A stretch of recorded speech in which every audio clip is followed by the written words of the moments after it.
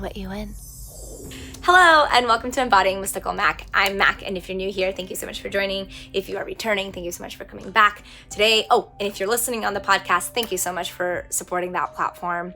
If you choose to go over to YouTube and check out my setup, I've got my little squishmallow witch here today to talk about Talk to Me. Oh my God, you guys, this movie lit a fire under my butt.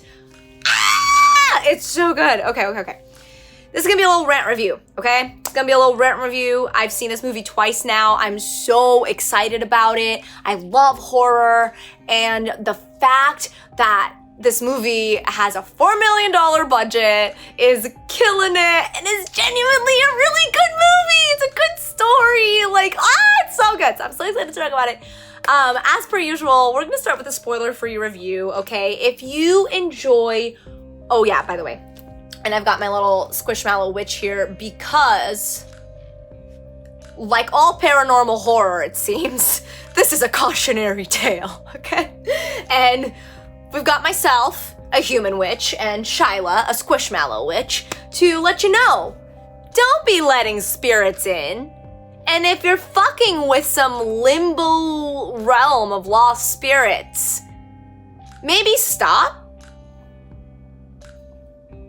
Okay? Let's start my spoiler-free review with that. Okay. If you love a good paranormal horror, if you love horror movies that just kind of stick in your brain a little bit, make you think, maybe disturb you just a bit. I'm one of those. I used to want to watch every single scene because I was masochistic like that. And then I would have random flashes of oh, that monster in my head. No, that monster in my head. Now I'm one of those bitches that just goes like this. And I watch through the cracks of my fingers, okay? That is what I do now. So I purposely don't allow myself to see certain things that I know I will be deeply disturbed by later on. But even if you're like me and you don't watch those particular moments with your eyes, you just consume them with your other senses, this movie's still gonna leave you contemplating. It's still gonna leave you thinking. It's still gonna leave you a little bit disturbed afterwards. And you know, what's really interesting, my partner said this best, horror is done essentially because, a horror movie happens essentially because protagonists make bad choice after bad choice after bad choice. The best horror movies out there are great because you don't know for a fact that if you were in that position, you wouldn't make bad choice after bad choice after bad choice, right? It's not like a slasher film, like a kind of lower grade as far as well-written story slasher film, right? Where somebody's in a random house party, people start getting hurt, and instead of running away, like a normal fucking person, they decide to stay and, I don't know, explore. That is nonsense, right? Totally kind of takes you out. At this point, you're making fun of the movie. A movie like Talk to Me, you watch these bad choices be made. And you're at the edge of your seat because, one, they develop the characters exceedingly well, so you actually care when things go wrong. Two, you don't know if you would be making different choices because it's all just posed so well and so believably. And one thing that I will say as I'm closing out this spoiler-free review about Talk to Me is that, I'm sorry, I just lost my train of thought. What the hell? One thing I will say before I close this out about Talk to Me is the way that they are able to tell this story that has, these borderline fantastical elements, because paranormal is kind of fantastical, especially in the way that horror movies tend to depict it. But it's so deeply grounded in reality, as opposed to the paranormal stuff being an added layer on top of the story. It's just beautifully infused into it. And it just reverberates through every scene, through every moment, through every word. It's genuinely amazing. If it's still in the theaters where you are, it's 100% worth the money. If you don't want to spend that much money, go on a Tuesday, where it's $5 Tuesdays or whatever.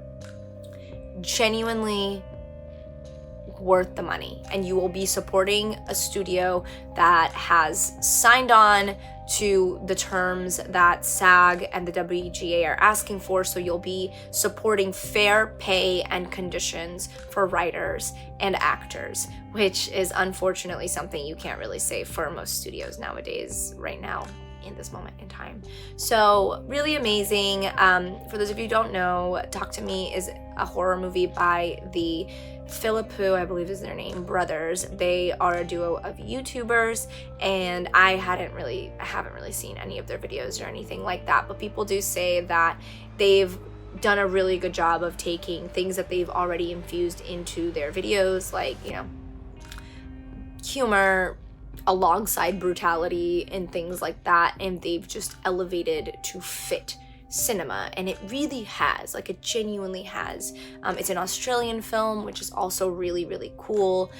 For those of you who don't know, the backstory is that there was a bidding war at Sundance between A24 and like a big Hollywood studio for this movie, and essentially the brothers decided to go with A24 because A24 would have allowed them to, one, film out in Australia where they're from, hire whoever they want to hire, you know, essentially would have allowed them to keep their creative control and freedom.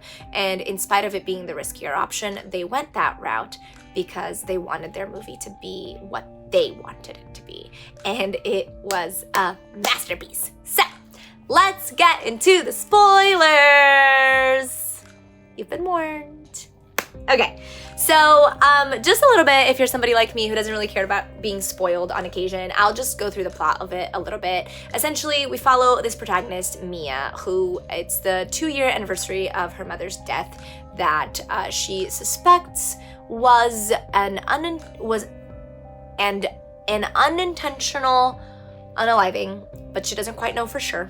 She has basically been living with her friend Jade because she feels very uncomfortable being with her dad, because she feels like he hasn't been fully honest about her mom and the conditions under which all that happened, and she just feels very awkward. I'm pretty sure they're like 16, maybe 17, the protagonists of the film.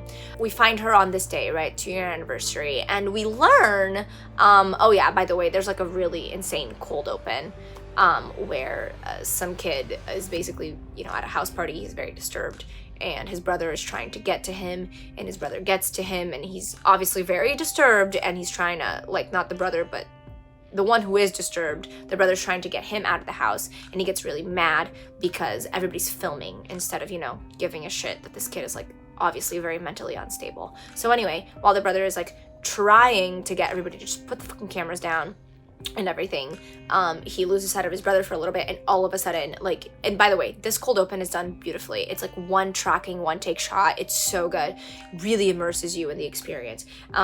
You have, you know, when he loses track of his brother because he's trying to get everybody to put their fucking phones down, like, be human for a second, his brother just comes at him with a knife, stabs him, and then stabs himself in the face.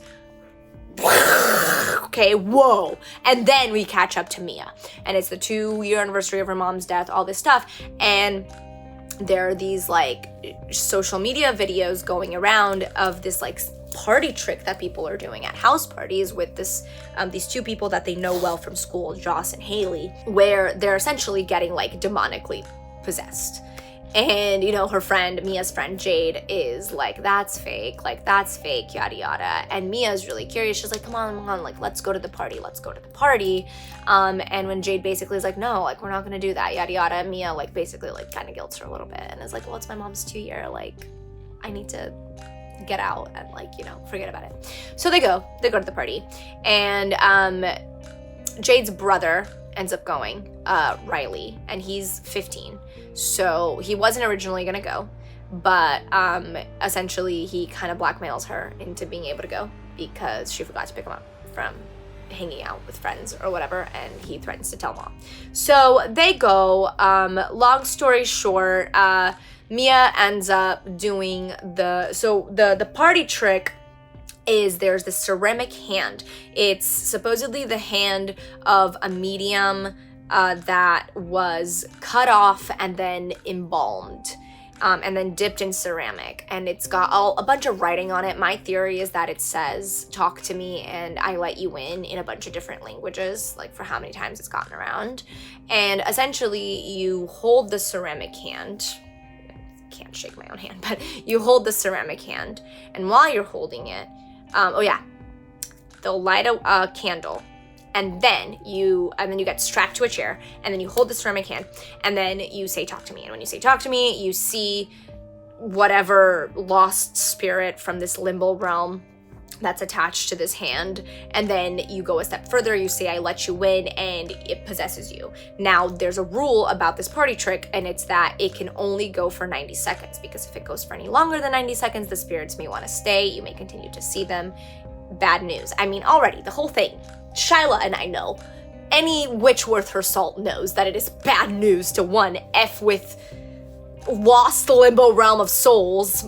Like, don't F with spirits in general if you don't know what the fuck you're doing, but definitely don't be effing with, like, limbo realm of souls that never got any peace, you know what I mean? That essentially never made their way back to source. Like, they're feeding on the lowest vibrations possible. Fear, anguish, grief, right? And so if allowed to stay, they can wreak a lot of havoc, which is exactly what happens. Like, Mia ends up basically not letting go of the hand until like a couple seconds later. And something that this movie does incredibly well is anything that can be left to question that is very imperative to the plot, like going over 90 seconds, gets confirmed, if even for just a moment. Haley has a line where she goes, hey, are you okay? We went a little over. You know, and it's one of those things that, like, on the second watch, I was like, oh, they did say that. Because on the first time, I totally forgot that they went over the time, you know, but then as I watched, like, review videos and stuff, people kept mentioning, like, oh yeah, Mia went over the time, and that's why the spirit stuck with her a little bit. And I was like, oh, you know, but then I was like, did they even say that? Yes, they did. They did confirm that. So everything in the script that is of importance gets confirmed, but in the most natural way possible, where more often than not, you'll have to catch it on the rewatch. And instead, on the first watch, you'll just go along with the information in your head that you know it for sure happened, you know? So anyways, spirits goes over a little bit, right? And Mia, it turns out that apparently when you get possessed, it's like this very euphoric feeling. It's essentially, this whole thing is an allegory for, you know, substance. ABUSE. And done incredibly well. Something that's really creepy that ends up happening too is, like, while Mia is possessed, the spirit that possessed her essentially, like, zeroes in on Riley, really freaks him out, right? So then that leads Riley later to try to go to sleep with his sister because he's scared. She kicks him out, and then he ends up, oh yeah, by the way, very important, the rules of the game. You have to blow the candle out. Can't go longer than 90 seconds, and you have to blow the candle out because the candle is an open door that you then have to close, okay?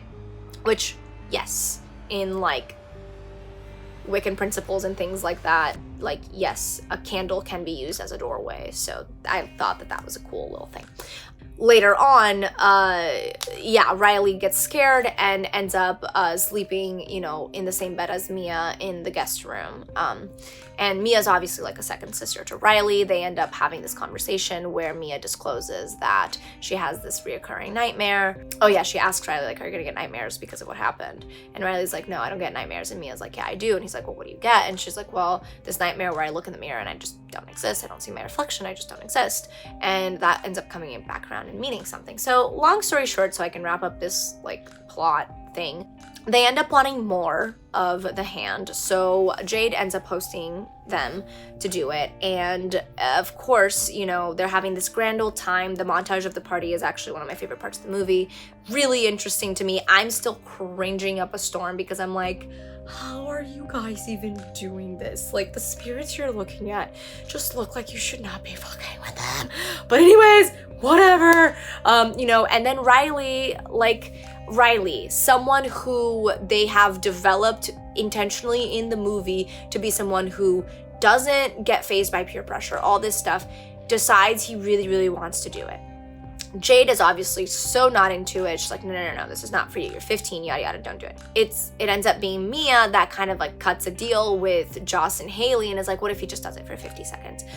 Now, of course, this is when the bad choices, the really bad choices begin. So what ends up happening is supposedly the spirit that Riley first talks to is Mia's mom.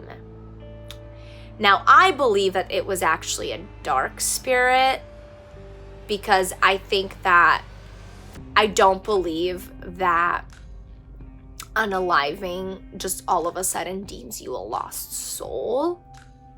And I feel like Mia's mom probably would have ended up somewhere a lot more healing, especially because she left that note. Like, that note really lets you know, because there is a note that we later find out about. So I really do believe, and again, this is one of those things that like the movie kind of confirms for us in little moments here and there, that these spirits, because they are inside you, they can become aware of things like your desires, your grief, your like everything that's in your psyche, that's in your body, and your body does carry things like trauma lives in your body as well. So like embodying you gives them a lot of information about you, so they can actually essentially masquerade as loved ones to get your attention. And I believe that that's what happens. A dark spirit masquerades as Mia's mom to Riley. And then because Mia genuinely believes that she's talking to her mom, she lets it go way too long. And essentially it leads into this horrifically brutal scene where Riley is just hurting himself like over and over. This is one of the scenes that I watch like this. Like, I can't. But again, it's not unnecessary brutality. No, it's like, it's all very purposeful. It's all insane, right? So Riley ends up going to the hospital. It's this whole thing. Mia essentially like can't let the hand go because now she thinks that she's talking to her mom. Long story short, they end up trying to figure out how to help Riley, because every time Riley comes to, he tries to hurt himself again, like really, really, really horrifically badly. So they go to talk to the person that had the hand before Joss and Haley, and lo and behold, it's Duckett, the kid that stabbed his brother and then stabbed his face at the beginning.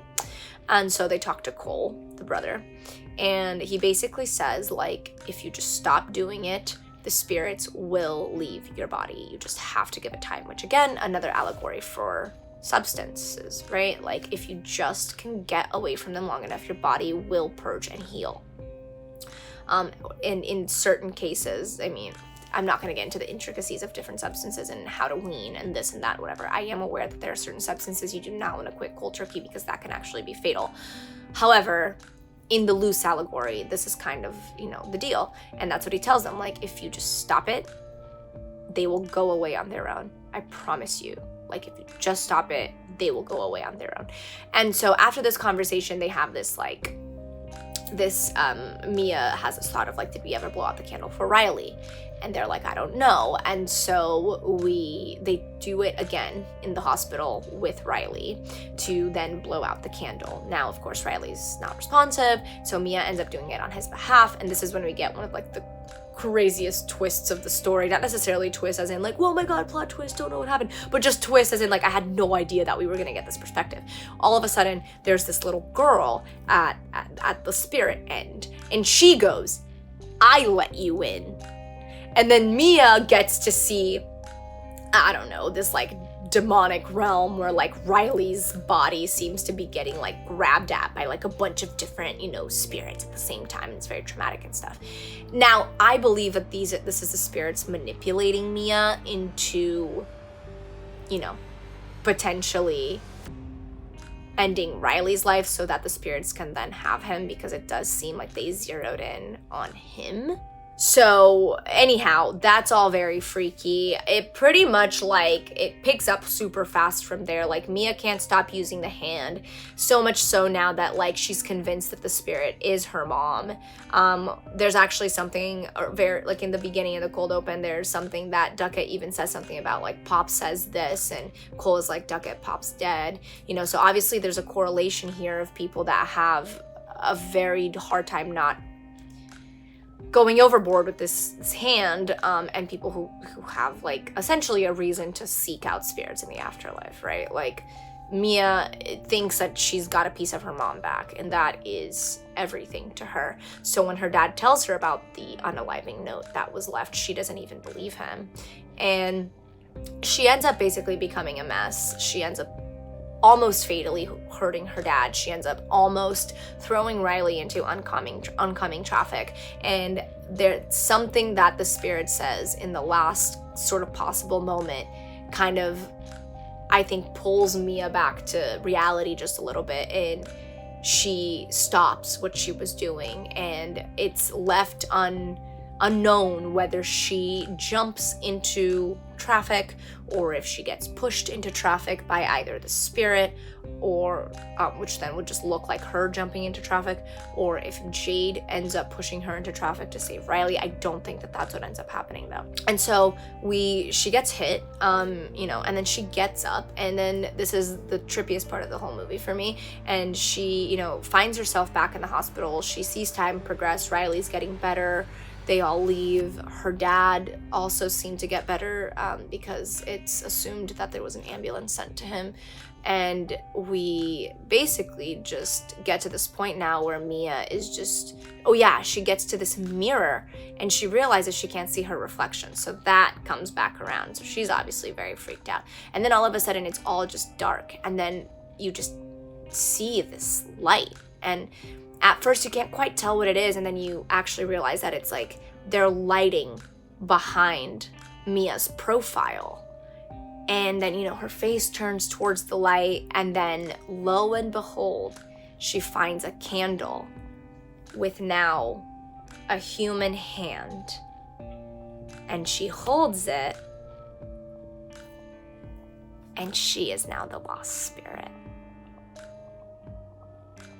And the movie ends with this guy who's telling his friend, now they're obviously at like a party in another country, and this guy is telling this guy in another language to say like, I let you in. And I don't understand why he just said it in his language, but the movie ends with him saying, I let you in. You guys, okay, first of all, that was like the shortest, highly detailed plot I've ever given. Oh my God. I don't know whether to pat myself on the back or be like, do better. But regardless, this movie was just done so well. The script was done really well in the sense that like I said, little things are confirmed that need to be confirmed, but aren't done so in this kind of very heavy-handed way where you're just like, ugh. It's very grounded in realism. They don't use social media as a gimmick. Instead, social media is just a naturally infused part of that world. The phone usage is a naturally infused part of that world. And it sends this message of, how, yes, these things can heavily get in the way of us connecting with the people that are here and now with us. I thought it was a really interesting commentary on how grief makes you really susceptible to really harmful things and experiences. It also makes you susceptible to seeking connection in really potentially detrimental ways. Everything in the script, I'm trying to find something that I didn't like about it, and I genuinely can't find anything that I would warrant unnecessary or unnecessary. I guess that's when I'm critiquing scripts and movies and shows and stuff, I'm looking for things that either thwart things that we already know to be true, or things that are just completely unnecessary, right? Don't add anything really, or things that just are left hanging, they don't get paid off. And there was nothing in this script to me that didn't get paid off, even to the point that my partner said it best. He's like, I should have seen the ending coming. It's the only logical place for us to end up, at the other end of the hand. And I'm like, I know, but I still didn't. I didn't see it until it was upon me. And that's because I was just so effing along for the ride. I mean, the way that they filmed the possession scenes and the way that they filmed certain things, it was very intuitive in a way that it was very easy for my brain my emotions, all of it to just kind of like be brought along the story. And then when things that, you know, would click into place, they would click and they would stay there. And then at the end of it, you just genuinely have this like really well done work of art. Like it's hard to do horror. I think that's why horror kind of like, you get so many like mid horror movies. It's because in my opinion, it's very difficult to make a series of bad choices 100% totally understandable, and to make an audience member, in fact, most audience members go, yeah, you know, maybe I would have made all those bad choices too. Like that's incredibly difficult to achieve. And that's why, in my opinion, like when you get a horror movie that really mixes that like emotional motivation with, you know, that slippery slope of bad decisions that is believably easy to slide down due to the emotional motivation, you just have a motherfucking masterpiece. And, you know, and then of course you add like the intelligent camera work and the well done script and the very charismatic cast, and like from everything that I watched, because I did watch some behind the scenes stuff, just some interviews and stuff, and it genuinely seemed like the brothers really curated a phenomenal set. Like you can tell by how well this movie turned out that they just had all the magic working in their favor individually and then fusing on a collective level. Script was awesome, story was awesome. I definitely didn't get through the whole plot. There's still a lot that you missed, so if you are intrigued enough, I 100% recommend you go and watch this film. It was just really well done. And apparently Talk to Me is already in the works, which typically I would be like, ugh, we're franchising this. But I genuinely wanted more. Like I wanted more at the end of this movie. It left me with everything that I could have desired for that story, and somehow I still ended up like wanting more. Yeah, like well done. I don't think I've ever talked about a horror movie on my channel before. I may have talked about Bly Manor or Hill House, but I don't think I've ever talked about a horror movie on my channel before. Correct me if I'm wrong, any of you, but yeah, no, I was so excited to talk about this because I genuinely loved it. I raved about it so much after going to see it with my best friend that my boyfriend decided that we just should go on like a random Tuesday or something. And he loved it too. Like he's been raving about it, and I always feel really good when my recommendations get him raving, because he went to USC for screenwriting and he's very knowledgeable in acting and producing and even directing and things like that.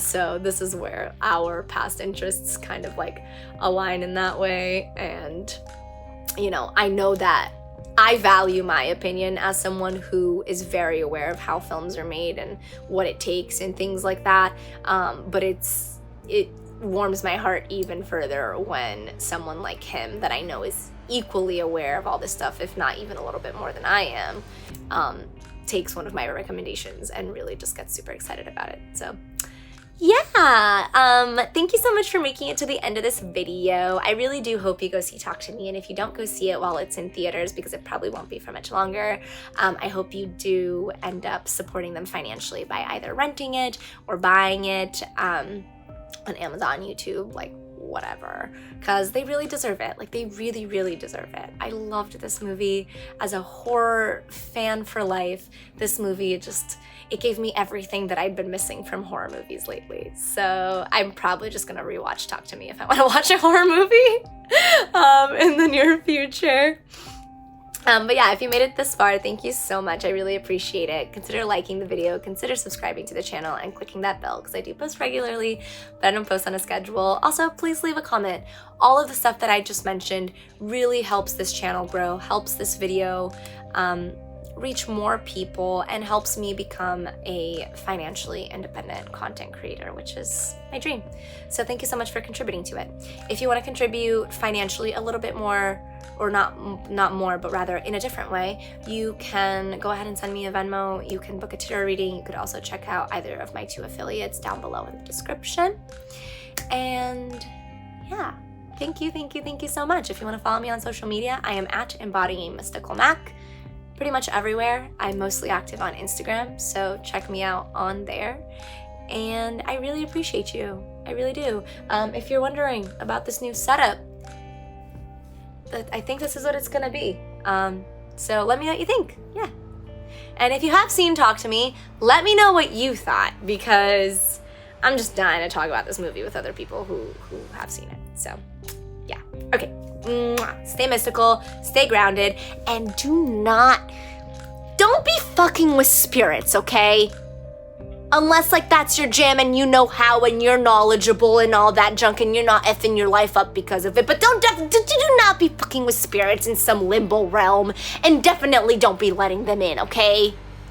It's fucking witchery 101. Don't fucking let a spirit in. Your body's yours and yours alone. There's enough going on in there, I promise. Okay, bye!